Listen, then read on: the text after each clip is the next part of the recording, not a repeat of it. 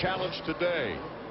30-second board is up, and when that goes sideways, you'll hear those machines rev up as we get set for round 6 of Supercross action 1995. We get a look from the Honda helmet cam atop Jeremy McGrath. McGrath not the best of starts. You see Craig, Emig, Henry coming in front of Jeremy. Jeremy looking for some space, looking for the open spot to break out in front. Henry shuts the door. Boy, not a lot of room right there. That makes me nervous. Boy, this is tight action. I've never seen anything look quite this. I feel like I'm out there, Art.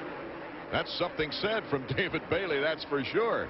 What an awesome perspective. As they do the triple, he looks over to the next one. I think that's Lamson, and McGrath's getting past here in these first few corners. Okay, we've got Craig 19. That's Henry 4, Ward 11, Emig 6, then Jeremy McGrath.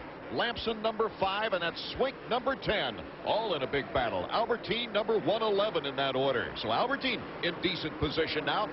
Jeremy, true to his philosophy of an immediate charge, has moved already into 3rd. Look at how high they get off the triple. Oh, almost into the back end of Henry there. Henry to his left as you see McGrath taking off, and oh, he lands on top of Craig. Jeremy McGrath is down. What a big break for the rest of the field as Jeremy, his engine was still running. He's up and running now in 7th position. Not too bad for Jeremy McGrath. Craig is still trying to get it going now. There you see Jeremy McGrath taking on Mike Kudrowski and Todd DeHoop number 25. Boy, he didn't even miss a beat. He's right back up to speed. It appears, though, Art, as he's not affected at all by that crash. Jeremy McGrath, number 1, up and running, and Mike Kudrowski, who started way back in 11th, is moving up. Taking on Jeremy McGrath right now. Our new leader is Henry with Ward and Emig. We'll get another look now at this first lap incident with McGrath. Boom, he jumps the double into the back of Craig. I think McGrath thought Craig would have squirted out of there and he'd have just enough room to squeak by. He had just passed Henry. Now Craig's looking down. Big impact into the back of his bike. No telling what could be wrong there. McGrath trying to get back into the fray as Henry is our leader with Larry Ward in 2nd and Emig in 3rd. All 3 fast riders as Emig, you see him coming over the finish line jump. What an opportunity right now for Larry Ward, who's been getting faster and faster every week, holding down 2nd in the points.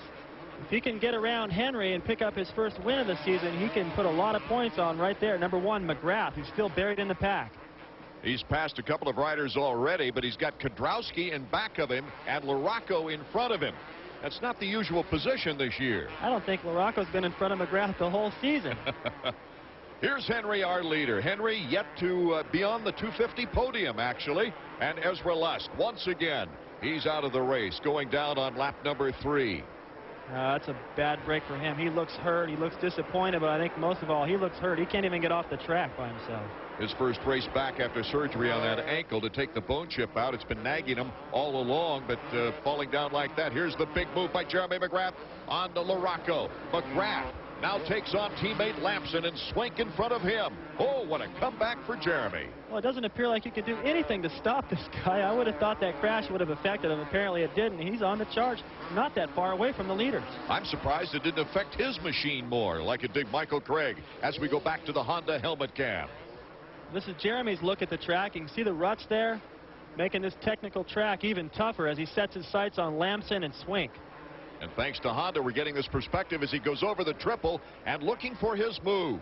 Jeremy McGrath with the Honda helmet cam moves to the inside and then to the outside, passing 2 riders. Jeremy McGrath is on a tear, and we'll be back with more action after these words. The Georgia Dome in Atlanta is Doug Henry leading the 250 main event. Larry Ward and Jeff Emig, 1, 2, and 3 in this race. They've pulled a little space with Jeremy McGrath and the rest of the pack. Well, Jeremy lurks back there in 4th. These front 3 riders are riding pretty fast. Larry Ward has been getting stronger every week. I'm surprised he hasn't been able to put pressure on Henry yet. David, the ruts look like they're really gouging out now.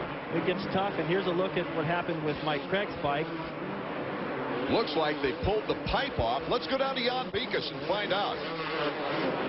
Mike, what happened out there? The first lap I got the start. I was really happy with that. I don't know exactly. I kind of screwed up in this corner here. I slowed down a little bit too much, and Jeremy hit me, tore my pipe off my motor, and it's over. Man, it was a great start, so it actually tore the pipe right off the bottom of the motor there. Yeah, it's just going off the bottom, and nothing I could do. No power. I would have tried, but nothing. Well, we'll see you next time. Sorry. Thank you. Tough break for Michael Craig as we see Doug Henry out in front. Henry has 4 fifth-place finishes on the season. He'd be higher in the points if it wasn't for a broken handlebar in Minnesota. Right. I think Henry's got a lot more that he can show us than he's been able to show us so far. And this is a great look at him out in the lead. He's still been able to hang on to it, but look at this. McGrath, who was back there in 4th, has closed the gap quick. And it's against an old rival of his, Emig, in 3rd place. Let's see about the timing. It looked a little rough on that one. Almost cased it.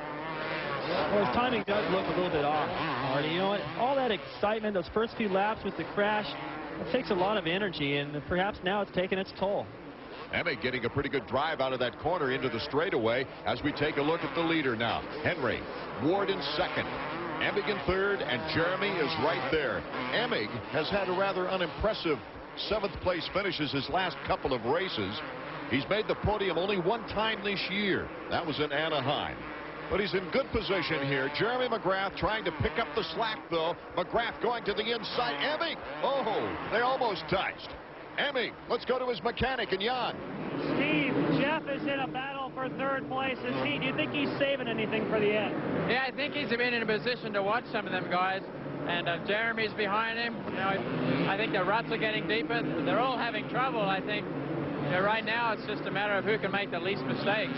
Where do you think they're having the trouble right now? The majority of it is all because of the ruts. It's getting deeper. The lines are changing. They're going to have to start looking around and seeing what's out there. Thanks. What a perfect shot from the Honda helmet cam, too, to show us those ruts, David. Right. You see Jeremy right there electing to go just a little bit wide and not choose that rut, but still his timing appears to be off, Mark. And it's showing on the stopwatch as well. He's losing time to Emig as we take a look at the Honda track cam. And the Kawasaki's now are starting to pick up on Jeremy McGrath. You know, it's kind of funny that McGrath was crashed. He's had all the problems he's had, and he's still ahead of both Kawasaki riders. Those guys have really got to get on the stick if they're going to get anything started in the series. There you see Ward, Emig, and now McGrath coming into the picture as they go through a very difficult whoop section. Jeremy not taking him with the speed he did earlier. Well, what's making it tough is that rut through the middle. You see him wobbling all back and forth, kind of like Minnesota, but it's even tougher because this dirt's so sticky as you see him do the triple there. Gives you an idea, a great idea, of the impact that these riders absorb when they're doing all the jumping from our Honda helmet cam. And as they land, the soil kind of soaks up all the momentum. I mentioned before, you don't even really need to use the brakes. And here's another look at Doug Henry, who's still maintaining a pretty comfortable cushion over Larry Ward. David, I think this is a testimony to his endurance so far, because Henry has had some problems along those lines, finishing numerous times in 5th place. And I'm a little surprised at Larry Ward not able to close that gap. They've been about the same the whole race. Perhaps as the ruts get deeper, it becomes a real task for Larry Ward to keep his feet out of there. I know he's pretty tall, and I always had a problem with that, getting my feet hung up in those ruts. Look at the rut as they go around there. Emig slowing down big time to make sure that he doesn't cross up.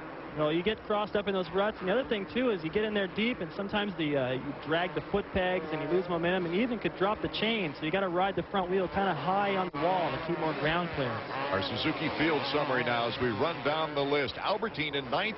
Hughes, a 125 rider, again to 10th place. Henry still our leader. We'll be back with all the exciting action in a moment. Bailey and Jan Bigas from the Georgia Dome in Atlanta as we see the 250 action from the point of view of our Honda helmet cam atop the lid of Jeremy McGrath. He's not used to looking to the back of Jeff Emig. Well, it's pretty late in the race, Art, and McGrath is still behind all these guys. He caught him quick, but he hasn't been able to make a move yet. Doug Henry over the jump first. Jeff Emig. What happened to Ward? Ward was on the left side of that track shot. Let's check the order. Here's Henry 4 with Emig really picking up the interval. Jeremy McGrath is 3rd. Ward must have cased it. He must have not been able to do the triple. We'll see if we can get another angle. Oh, he clips the back of Emig right there. Unable to do the triple. Loses a lot of ground. Now McGrath picks up the number 3 spot. Ward is back to 6th now as Emig makes his move on Doug Henry. Can he take over first place on this turn? Cuts inside of Henry. Good position for Emig. And Henry had to slow down. Oh, he lost his timing right there in that section of the road. Right there. Henry goes behind McGrath on the inside. I don't know if McGrath appreciates him. Look over. He's like, what are you trying to do? It looked like what McGrath did to Michael Craig earlier in the race. A little taste of his own medicine there. So Jeff Emig is out in front with McGrath in 2nd and Doug Henry in 3rd, and the Kawasaki's in 4th and 5th. look out. They're in good position now. Boy, this is shaping up to be a great battle right there. McGrath running in second. There's another look at what happens.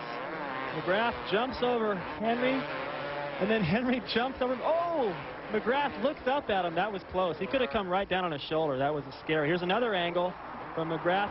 Oh, look how close that is. A handlebar in the shoulder. That could take him out for the season. And you see McGrath look over at Henry as if to say, hey, don't get that close to me. Emig in good position now. He's looking at his first ever 250 Supercross victory if he can hang on and beat Jeremy McGrath, who's now given him some heat. What a race this has become.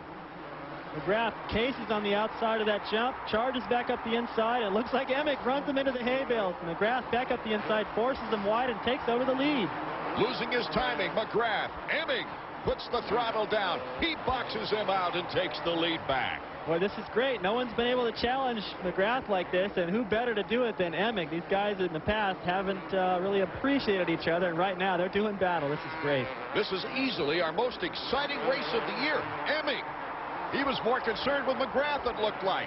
I think he thought McGrath was going to come in there and take him out, so he paused, and that lets Kedrowski into second. Now Kedrowski into the picture, and he seems to be on the charge. Kedrowski's got good momentum as he takes on Jeremy McGrath, makes the pass on McGrath and Emig. Oh, we've got a great battle now between Emig and Kedrowski. And McGrath just went from first to third right there as he jumps the triple and almost gets the back end of Emig. This is the best battle I've seen in a long time. You've got like 5 guys still right here with a chance to win with LaRocco kind of the caboose right now. Kedrowski, this is easily his best run of the year. Let's go to Jan. Brian, have you ever seen a move like that? That was amazing. Well, it's early. We'll see. Yeah, he changed his technique a little bit. What's he doing different? He's racing the track, not the riders. Thanks, Brian.